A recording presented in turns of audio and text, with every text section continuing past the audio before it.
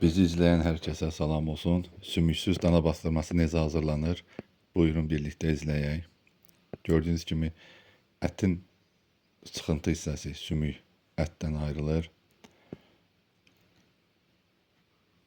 Biz sifariş verəndə antrikotu üstündə sifariş veririk.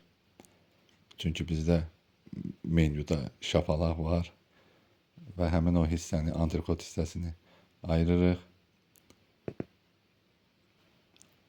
Fürsətdən istifadə edərək mübarək Ramazan ayıdır.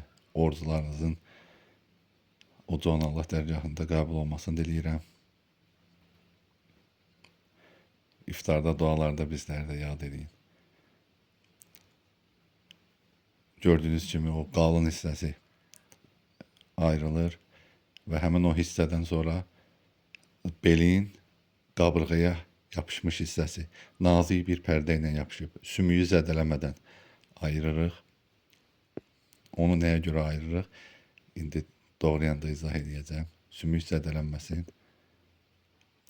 Artıq həmin o qabırğanın bir hissəsini yine sümüyün, bel sümüyündən ayırırıq və gördüyünüz kimi zədələnmədiyinə görə necə gözəl hissələrə ayrılır. Ondan bozartma, sos, haşlama hazırlanır və yenə də belin artıq qalın hissəsi ayrılır.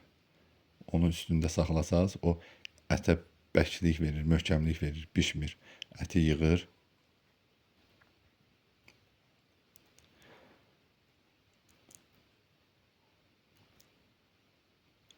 Bizə dəstək olmaq üçün bəyənməyi, abunə olmağı unutmayın. Gördüğünüz kimi artıq doğramağa başlamışıq. Hissələrin biri 90, 95, 100, 105 qram civarında olur.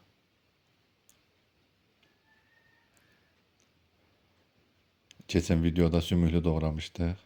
Sümüklü bastırma hazırlamışdıq. Bu dəfə isə sizə sümüksüz versiyasını təqdim edirik. Soğanı nə qədər çox vursanız ziyanı yoxdur. Təxminən ətə görə seçmək olur.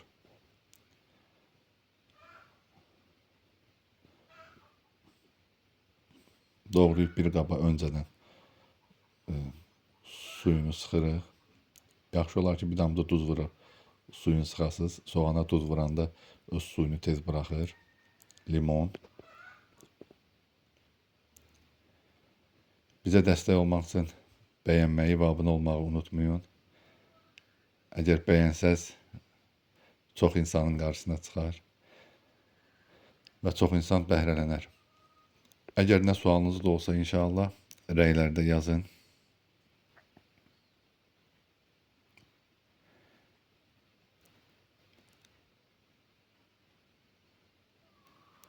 Yaxşı olar ki, bastırmanı hazırlayandan sonra bir gün, ən azı bir gün bastırmada qala, ağzı bağlı vəziyyətdə.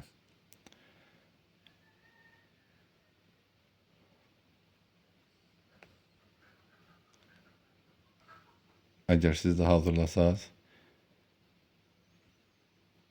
bir müddət çöldə saxlayıb sonra xaladenikə, soyuducuya qoyun, bir gün qalsın. Çalışın bastırmanı isti od üzərində pişirin. Bəyənməyi və abunə olmağı unutmayın. Hazırlasaz sizə də nuş olsun.